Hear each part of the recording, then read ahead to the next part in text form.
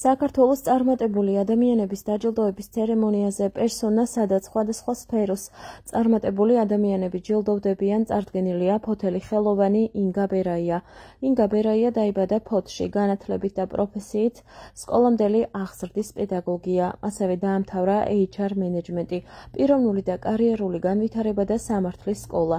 მუშაობს არასამთავრობო ორგანიზაციაში ვიტაე სიცოცხლისთვის, სადაც არტ-მიმართულებას ხელმძღვანელობს. ინგა ბერაია ონკოპაციენტებთან ატარებს არტ-თერაპიას, რომელიც ეხმარება მათ ემოციების გამოხატვაში და სულიერ თავისუფლებაში. იგი აქტიურად არის ჩართული საქველმოქმედო ღონისძიებებში, არის არაერთი პროექტის და კონკურსის გამარჯვებული. დაამთავრა ფორტეპიანოს 7 კლასი. გახლავთ თვითნასწავლი მხატვარი, მუშაობს შერეული ტექნიკით. მისი ძირითადი მიმართულებაა კრისტალებით მხატვრობა.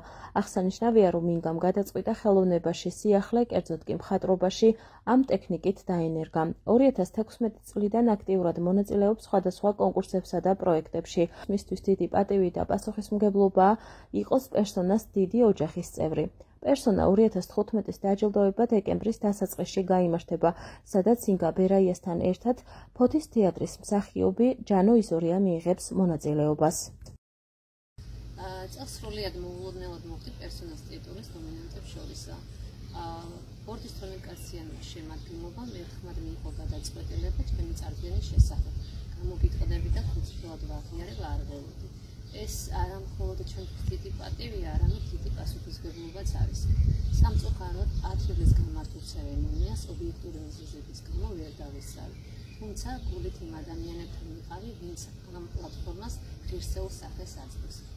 სულს უღრმესი მადლობა გამოვხატო თითოეულ იმ ადამიანის მიმართ, ვინც შეამჩნია ჩემი გზა და დააფასა. ეს ჩემთვის არის უდიდესი სტიმული. ჩემი გზა სიჩვენით დაიწყო და ახლა მსურს ვიარო იმ გზაზე, სადაც სიტყვა საქმედ იკეთდება.